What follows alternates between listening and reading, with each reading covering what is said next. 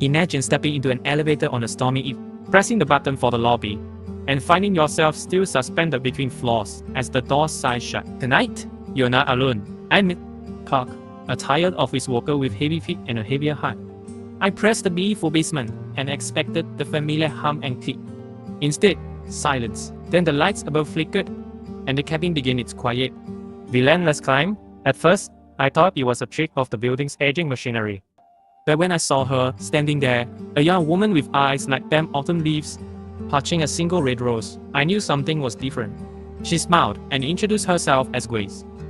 No panic, only calm. We shared our stories in whispers. I had missed my daughter's birthday for a late meeting. She'd come back to say goodbye to her mother's empty apartment. We pressed every button we could find, hoping the elevator would obey.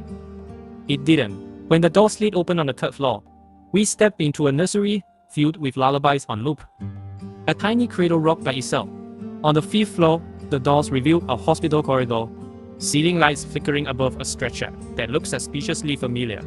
With each stop, our hearts tightened.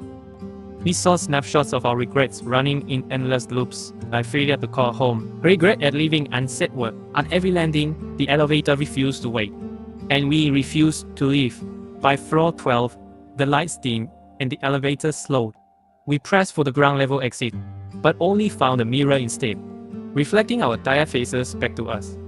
Grace lifted her rose and placed it at her heart. I'm ready, she whispered. My pulse raised as the cabin lurched upward again. Faster now, wires humming in a chorus of souls tracked between floors. The numbers glowed past 15, 16, 17, and then stopped at 18. A floor that didn't exist on any blueprint. The doors opened onto guiding white. Grace stepped out and turned with a final, with a hopeful smile. Thank you for listening. He said. I reached to hold her hand, but she vanished. The elevator shuddered and began its descent.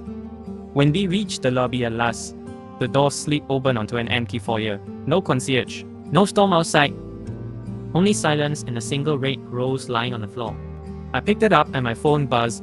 A message from my daughter, photos of a cake and balloons, all queued up for me at home. Tears stung my eyes as I realized what had just happened. The elevator had carried Grace and me through regrets and memory until we found our release. Her rose was my second chance. And somewhere above, on that uncharted 18th floor, Grace finally found her mother. So if you ever find yourself in an elevator that refuses to stop, don't panic. Listen to the silent floors. Share your heart and remember. Sometimes the ride between floors isn't about escape. It's about being heard, one floor at a time.